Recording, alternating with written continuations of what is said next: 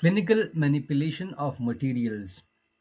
From this chapter, the reader will understand the importance of achieving a favorable environment for material manipulation, understand the factors which influence shade taking, appreciate the benefits and shortcomings of light polymerization as a means of controlled setting,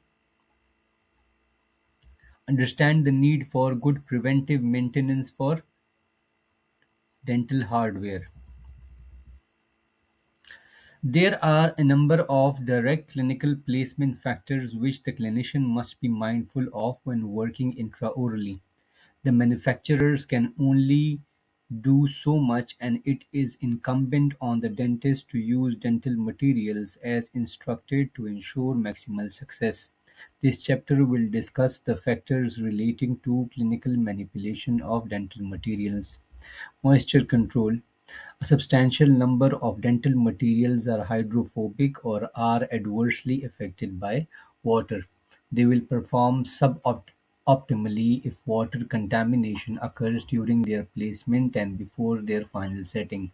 This is a major problem in clinical dentistry as the mouth is full of fluid and has high relative humidity. Hydrophobic is a material which repels water. It is well accepted that unless the moisture control is carefully controlled, the clinical behavior of the restoration and its longevity may be significantly compromised. Poor moisture control is a major cause of adhesive bonding failure and also leads to decreased mechanical properties of the material. There are many methods of moisture control, namely cotton wool rolls, dry guards, high volume aspiration, use of saliva ejectors (Figure 2.1), and some clinicians have even advocated the use of systemic medications to reduce salivary flow. This latter approach is not recommended because there can be systemic side effects which are undesirable. The most effective and predictable method of moisture control, however, is rubber dam. Figure 2.2. Figure 2.1, a selection of devices for moisture control, from left to right: cotton wool rolls, saliva ejector, aspiration tip, and dry guards, small and large. Rubber dam in situ prior to restorative treatment. The many advantages of this technique will be readily found in operative dentistry textbooks, but from a materials perspective, it can provide the closest conditions to an ideal environment for material placement. Its use will allow the clinician to control the operating field more precisely and with respect to humidity and moisture control. It also greatly improves the dentist's access when placing the material. The different types of rubber dam and other materials used in connection with it are discussed in Chapter 13. Shade taking. Shade taking is an important aspect of restorative dentistry where the dentist attempts to match the color of the adjacent teeth or tooth with the restorative material. Be it a directly placed restorative material such as resin-based composite or one constructed in the dental laboratory such as ceramic. Often the patient will judge the success of the restoration by its appearance, with an imperceptible restoration being considered ideal by them. Resin composites are hydrophobic materials consisting of an inert glass and a polymerizable resin. Ceramic: an organic, non-metallic solid prepared by the action of heat and subsequent cooling. Some dentists favor a slight mismatch between the shade of the restoration and surrounding natural teeth when providing a posterior restoration. There are two reasons for this. The margins of the restoration are easier to finish. When the restoration needs to be replaced, it is easier to identify the tooth-colored material to be removed and tooth tissue can be preserved.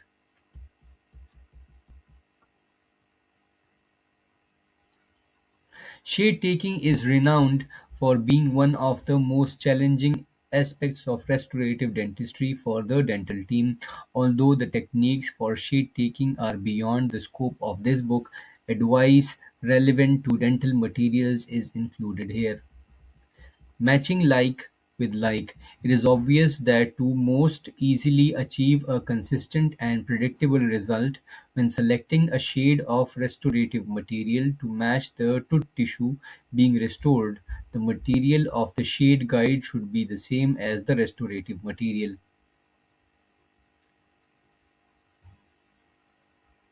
It is obvious that to most easily achieve a consistent and predictable result when selecting a shade of restorative material to match the tooth tissue being restored, the material of the shade guide should be the same as the restorative material. Unfortunately, this may not be achieved as many manufacturers' shade guides are made from a dissimilar material to the restorative material being used. One of the most commonly used shade guides is the Vita Shade Guide Figure 2.3, which is used to shade match for ceramics. Unfortunately, the tabs of the shade guide are made of a bulk of materials, whereas the crown is usually in much thinner sections, altering translucency and shade substantially. It is also possible to get small tabs of the various stains that are available to characterize the ceramic. Figure 2.4.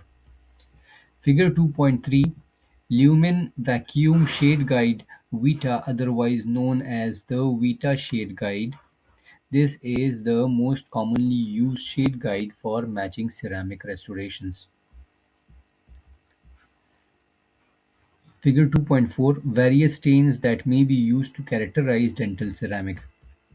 Some shade guides are designed such that a dentist can select both a shade for ceramic and acrylic when crowns and dentures are being provided for the same patient as the shades for the two materials correspond.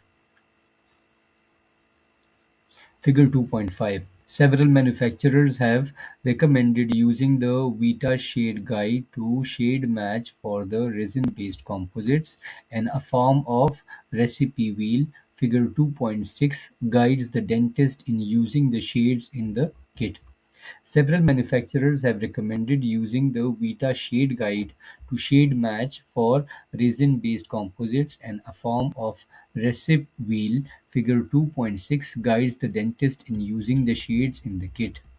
Figure 2.5, Chromascope Shade Guide, Ivoclar Vivadent, used for cases when ceramic units such as crowns are to be matched with a denture with acrylic teeth on it. A recipe wheel, Filtech Supreme XT3M ESPE Class 3 and 4 Selection Guide. To reduce the risk of error, some manufacturers have produced shade guides which are made of the same resin-based composite that is in the kit. This has the benefit that similar types of material are being matched. There is a greater chance that a good shade match will be achieved. Figure 2.7 illustrates two shade guides. One is a simple tab system composed of the resin composite in the kit.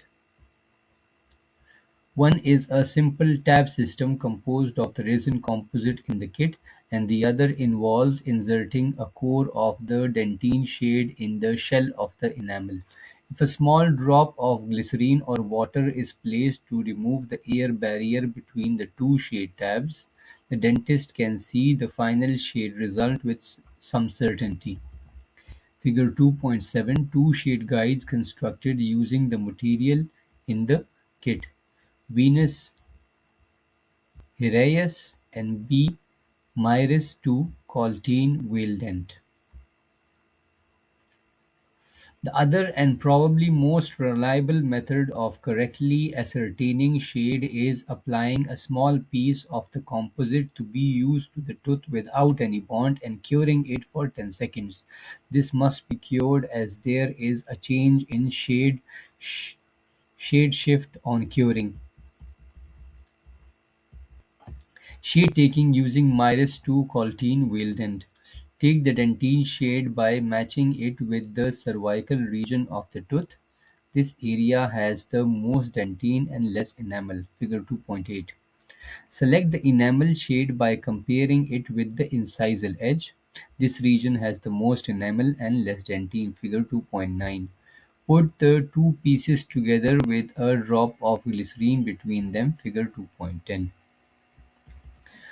Figure 2.8, the dentine shade is taken from the cervical region of the tooth. The resin composite cores correspond to dentine. Figure 2.9, the enamel shade is selected by using the resin composite shells and by matching the tooth color at the incisal edge where enamel predominates. Figure 2.10, the dentine core is placed inside the enamel shell with a drop of glycerine between them, and the product is the matched shade of the tooth. Similarly, when matching ceramic should be used. Furthermore, different batches of ceramic can differ slightly in their appearance, and so ideally the technician should supply the clinician a shade guide manufactured using the same batch of ceramic which will be used to construct the restoration being fitted. Furthermore, different batches of ceramic can differ slightly in their appearance, and so ideally the technician should supply the clinician a shade guide manufactured using the same batch of ceramic which will be used to construct the restoration being fitted. For obvious financial reasons, this rarely happens. Women have better eyesight for color perception as they have more cones color-sensitive cells in their retinas. It is therefore advisable for male dentists to ask a female colleague to take the shade or to at least verify it. The purest light is the northern light at noon, and so if possible take the patient to a north-facing window to take shade in natural light. A shade should never be taken under the operating light or in non-color corrected artificial lighting. It is also advisable to have neutral colors for the surroundings and ensure that a red background is avoided. Eyes tire quickly, and therefore it is advisable to take a shade at the start of the appointment so that the best result may be obtained. The shade should always be taken prior to the application of the rubber dam, as rubber dam provides such an effective method of isolation so the teeth pushed through the dam will dehydrate quite quickly. Dehydrated teeth appear white and chalky. If the shade assessment was made at this point, then the final composite would be too light after the teeth have been rehydrated after rubber dam removal. Figure 2.11 illustrates this phenomenon. This patient has had rubber dam placed to restore 1-1 and 2-1 after trauma. The dam was anchored on 1-3, so the incisal two-thirds was through the dam and the cervical third was in the mouth. Note the obvious demarcation between these parts of the tooth. Figure 2.11, tooth 1-3 illustrating the dehydrating effect of isolating the tooth with using rubber dam, so causing a shade change. The cervical area is darker, hydrated to tissue, and this is the demarcation line at the margin of the rubber dam, and lighter, dehydrated to tissue. New digital technology for shade taking. Digital technology is now available to take the shade to increase the accuracy of the prescription with the intention of decreasing remakes. Bespoke digital shade analysis systems are commercially available which calculate the shade. This information is then corrected to ensure that the true tooth color is sent to the dental laboratory. This analyzed data can then be used by the technician to accurately reproduce the shade of the tooth in ceramic. An example of the type of device available is shown in Figure 2.12. The guide is positioned over a number of points on the tooth surface and the results are mapped. Figure 2.12, Easy Shade Compact Panadent.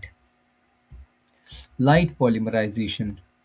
Many polymeric materials are prepared in an unset form in the factory and delivered to the dentist in a sealed container. The unset material is then dispensed at the site where it is to be used. The setting reaction is initiated by applying an external energy source, which is usually light. This section explains the mechanics of the light polymerization process.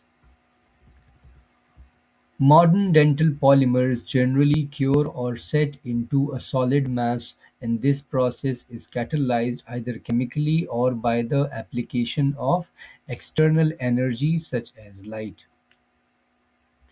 This light polymerization process has been used in dentistry since the early 1970s, the idea originally being developed in the car industry to speed up the set of car paint. This set polymerization process has been used in dentistry since the 70s, the idea originally being developed in the car industry to speed up the set of car paint. The original intention was to save substantial time on the production line by irradiating the painted surface in a light chamber instead of having to wait for it to dry by a chemical reaction. Although the idea has fallen into disuse in the car industry, its potential for dentistry was realized, and as a result, there has been a major trend in recent years towards the production of polymeric dental materials which are cured by the application of light. Advantages and disadvantages of light curing. Light curing offers a number of advantages. The material has an extended working time so it can be manipulated for a long time without setting. This means that the unset material may be sculpted into a form without time pressure. This is particularly useful if complex aesthetic restorations are being provided. Only when the dentist is happy with the desired shape is the light applied and the material set. This is known as a command set.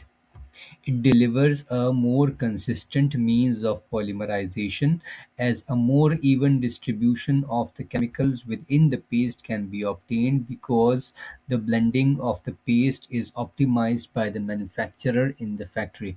It delivers a more consistent means of polymerization, as a more even distribution of the chemicals within the paste can be obtained because the blending of the paste is optimized by the manufacturer in the factory. The amount and concentration of amine required in the material can be lowered. A tertiary amine is one of the essential components in the chemical or light curing process.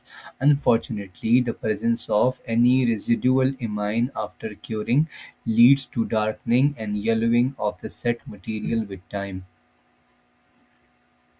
Restorations in the anterior sextants of the mouth which are subsequently exposed to sunlight are particularly affected, which is clearly not desirable as the bulk of the amine is used up during the light curing polymerization process. A decrease in the amount and concentration of amine reduces color change and enhances color stability.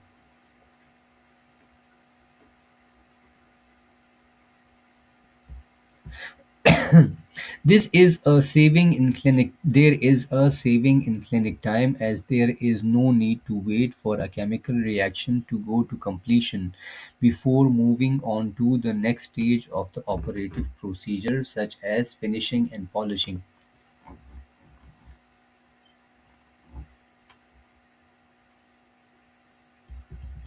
The quality of cure is improved. The level of conversion of the monomeric component to the polymer varies with the method of initiation of the reaction.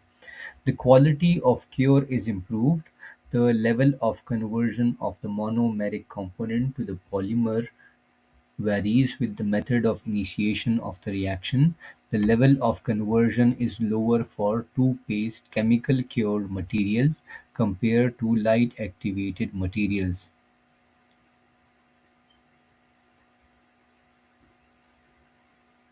Most light-activated materials convert between 70 and 50% monomer to polymer. However, this still leaves some unconverted monomer, which can lead to leaching out of material in the long term and degradation of the restoration with time. Conversion of up to 95 to 97% of the monomer can be achieved in the laboratory. This increases the mechanical properties but makes the set material more brittle. To achieve this optimum conversion, heat, light, and pressure are required, and this can only be achieved extraorally. Polymerization reaction is a process of reacting monomer molecules together in a chemical reaction to form three-dimensional networks or polymer chains. Monomer is a small molecule that has the potential of chemically bonding to other monomers of the same species to form a polymer. Light polymerization also has some disadvantages.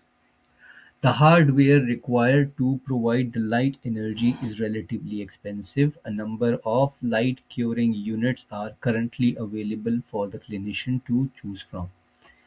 The systems needs to be compatible in that the excitation wavelength of the chemicals in the material and the wavelength of light emitted from the curing lamp must be matched to achieve acceptable cure. There is still a risk of darkening and yellowing of the restoration, as a small amount of residual amine still remains.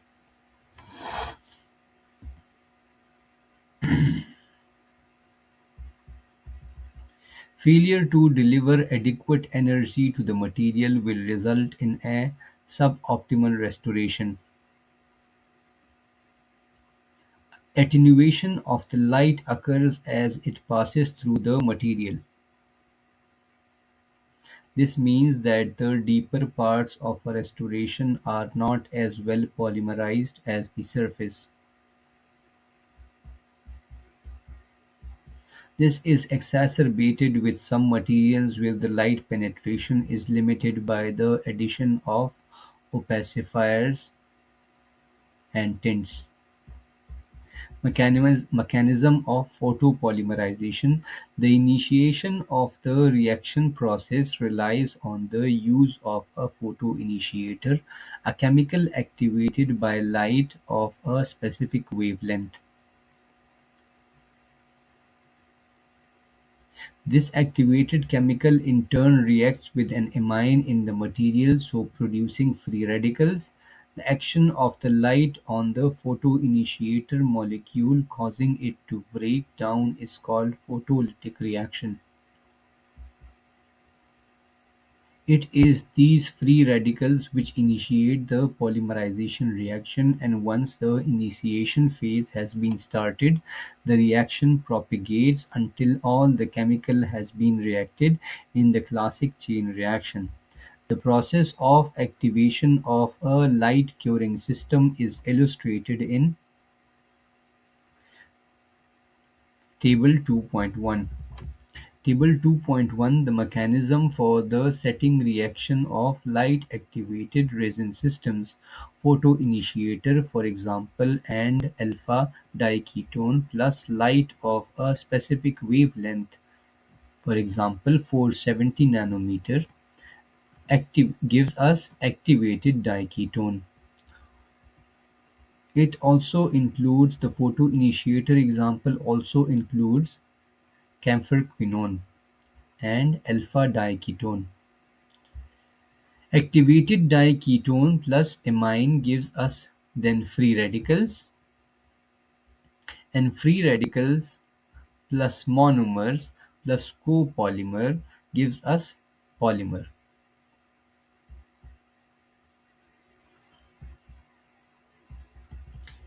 This is similar to the older chemically cured paste systems where one material contained amine and the other benzoyl peroxide. When the two pastes were mixed, free radicals were produced. This initiated the polymerization reaction.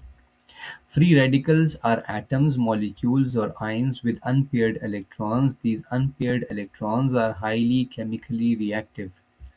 Photolytic reaction is initiated by light energy breaking down a chemical to produce atoms or molecules to initiate a chemical reaction. Chain reaction is a series of reactions in which the product or byproduct of the initial stages of the reaction causes further reactions to occur. Copolymer is a polymer derived from two or more monomeric series species. It is also termed a heteropolymer. Photoinitiator: A widely used photoinitiator used in dentistry is the alpha-diketone camphorquinone.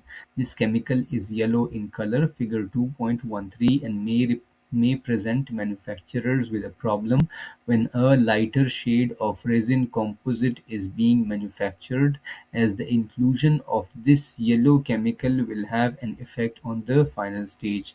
With the increasing use of dental bleaching, lighter resin-based composite materials are required in order to match the lighter shades achieved by the bleaching process. With the increasing use of dental bleaching, lighter resin-based composite materials are required in order to match the lighter shades achieved by the bleaching process.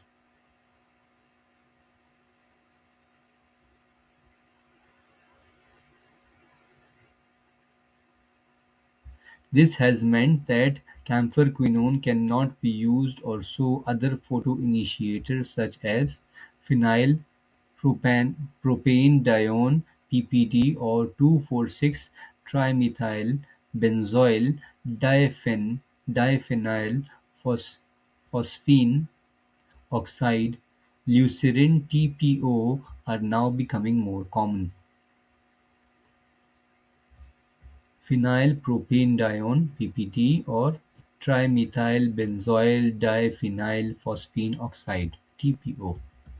2.13 figures A to C. A is camphorquinone, B is leucerin (TPO) and C is PPD powders. Note the yellow color of the camphorquinone. The PPD and leucerin (TPO) powders are whiter. Wavelength of light: different photoinitiators react with different wavelengths of light. Camphorquinone is most sensitive at wavelengths of between 390 and 510 nanometers with a peak absorption of 470 nanometer, whereas PPD and leucerin (TPO) are most effective at between 380 and 430 nanometers. Most current light cured materials are most sensitive to light at 470 nanometers. However, there are now some materials available where the peak absorption of the activator is different, whereas other products contain two photoinitiators, increasing the peak excitation waveband.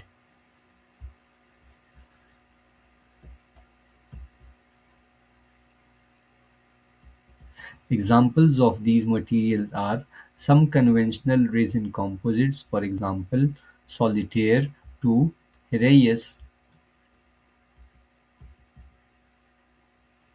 adhesives, for example, Touch and Bond Parkel, Luting composites, for example, Hevea F. curare; light-cured protective varnishes, for example, Palacil Herreis.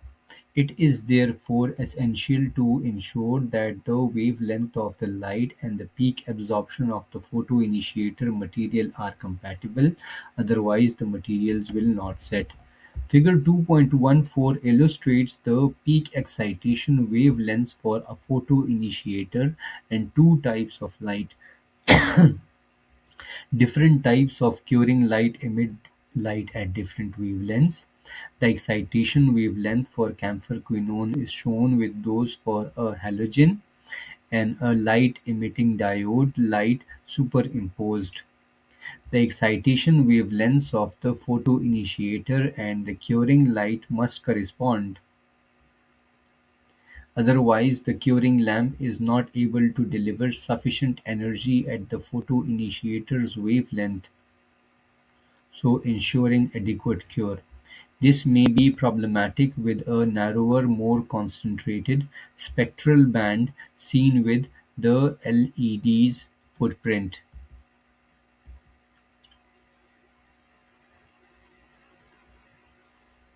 As halogen lights have a wider spectral output, they will tend to cure all material types, but it is advisable to verify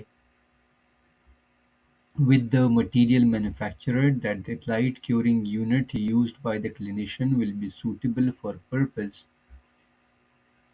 Lucid TPO, the most common alternative photoinitiator, has a peak excitation which is outside the bulk of spectral band of both lamps. Figure 2.15. Figure 2.15: Superimposition of the spectral bands of an LED and halogen curing light with that of camphor-quinone. These are the wavelengths 380 to 540, and this is MW per centimeter square. It is 0 to 15. Excitation wavelengths for two lights compared with camphor-quinone. Halogen LED, camphor-quinone. Halogen is the red one, green is the camphor-quinone, and blue is the LED.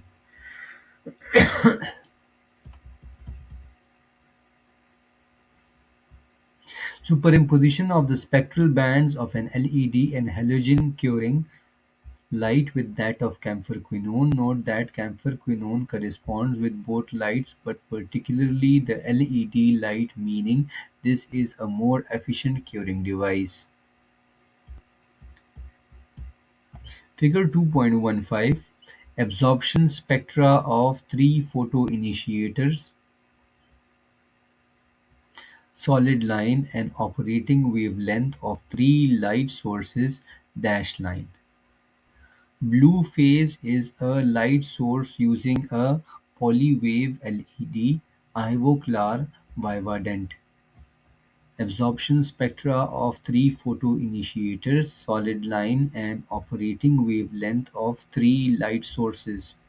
So it has blue phase LED 380 to 515 nanometers, conventional LED 410 to 480 nanometers, halogen light 400 to 500 nanometers, Lucid TPO 380 to 430 nanometers, PPD 360 to 480 nanometers, camphor-quinone is 420 to 500 nanometers. The dentist should use a light curing source that is compatible with the material to ensure that it will be completely polymerized.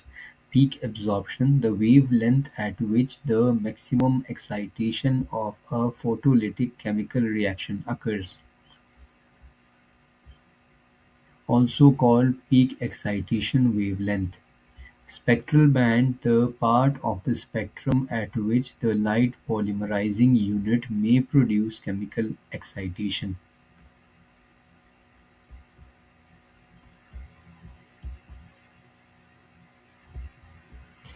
Types of lights available: three types of light are available to initiate light activation: Halogen plasma LED. Halogen light. The halogen light figure 2.16 has the longest track record and has proved to be very useful. There is considerable variation between lights in terms of the wavelengths over which they deliver light, but in general they exhibit a broad spectral range. There is considerable variation between lights in terms of the wavelengths over which they deliver light, but in general they exhibit a broad spectral range. The intensity of light at the wavelength where peak excitation of the photoinitiator may occur may also vary.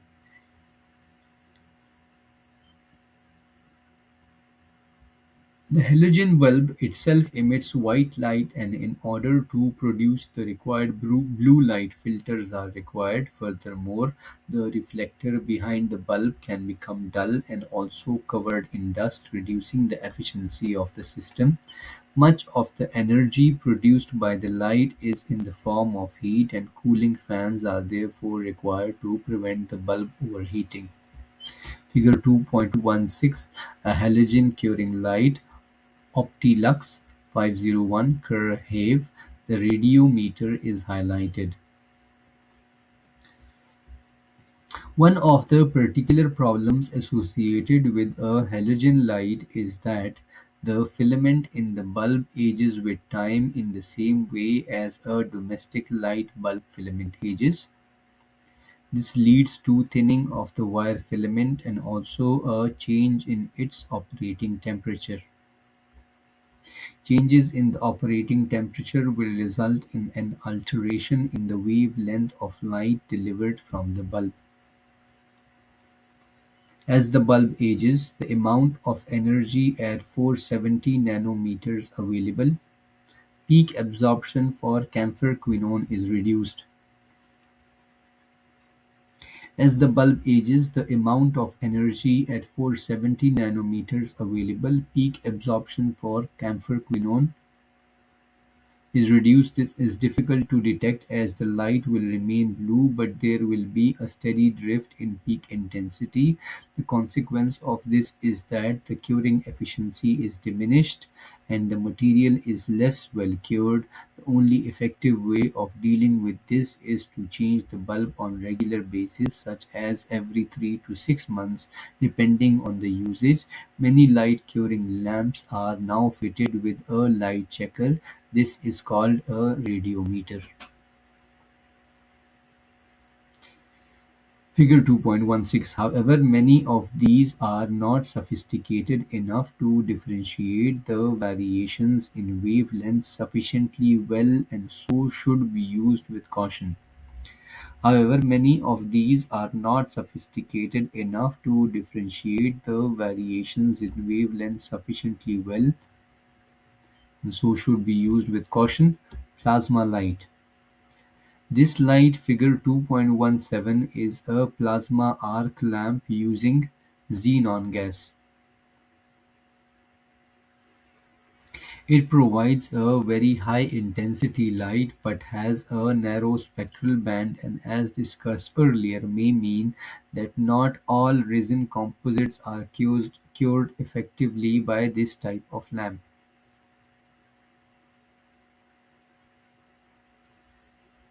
Furthermore, the high energy also leads to the risk of very high shrinking stresses both within the resin composite and at the tooth material interface. These stresses will be set up during the short 3 seconds curing time, which allows no chance of stress relief when compared with the halogen light where this occurs during the initial 7 to 8 seconds before the material solidifies. This light has been superseded by the LED light and is now primarily used as an adjunct to tooth bleaching, as it is possible to fit adapters to the tip to permit irradiation over a large area. See Chapter 18.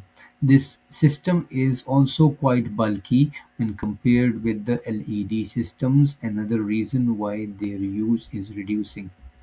Figure 2.17 A and B commercially available plasma light Apollo Elite DenMed technologies. Light-emitting diodes (LEDs). LED lights are the most recent addition to the range of lights available and can produce very effective polymerization of light-sensitive dental materials. Initially, they were arrays of LEDs, but now generally only one LED is used. They are now very powerful, emitting in excess of 1 watt of energy. The problems of a narrow spectral band is discussed earlier. In order to reduce compatibility where the peak excitation wavelength In order to increase compatibility where the peak excitation wavelength does not correspond to that of the photoinitiator in the composite material, new LED lights are being developed. An example of this is the Polywave LED light, which is composed of more than one LED, each operating at a different wavelength. The long-term performance of LEDs is good as the wavelength of light delivered does not change. Even with the high-powered lights, it is unnecessary to have any cooling fans. Two currently available products are shown in Figure 2.18 and Table 2.2 summarizes the key features of the LED and halogen lights. Figure 2.18 Two commercially available LED curing lights: A. 3MESPE's Elipar light and B. Ivoclar Vivadent's blue phase light. Table 2.2 Comparison of LED and halogen light sources. Quartz halogen LED. Quartz halogen is relatively cheap. LEDs consistent output. Quartz halogen extended history of use. LEDs have no filter required. Okay, quartz halogen are mains operated. They have low efficiency. They have high temperature, needs cooling fan. Their bulbs age. They require filters. Reflector must be cleaned. They are difficult to disinfect. LEDs. Consistent output, no filter required, high efficiency, limited temperature rise, so no fan required, easily disinfected, long life expectancy of LED, battery operated, narrow bandwidth, compatibility of photoinitiator, heating with powerful LED. Effects of incomplete curing: the failure of the clinician to ensure that the correct wavelength is being used with a light-cured material will result in an uncured or partially cured material. This will have significant clinical consequences. Figure 2.19. Pulpal inflammation: some light-cured materials have acidic components. If they are not fully cured, the acid in the unset material may cause chemical trauma. If the pulp is already compromised, tooth sensitivity and pulpal pain may occur. Discoloration: oral fluids will diffuse into the partially set material and along the interface between tooth and restoration, causing discoloration of the material and marginal staining. Decreased wear resistance: partially set material will not achieve optimum mechanical properties, resulting in decreased compressive and flexural strengths. Clinically, this will manifest as increased wear and abrasion of the material. An inability to withstand forces experienced by the restoration during function. Clinically, this will manifest as increased wear and abrasion of the material and an inability to withstand forces experienced by the restoration during function. Formation of marginal gaps (microgap). These may be generated as the partially set resin will be more elastic. These may be generated Formation of marginal gaps (microgap). These may be generated as the partially set resin will be more elastic and pull away from the tooth surface, debonding during occlusal loading chewing. This leads to micro-leakage and subsequently secondary caries.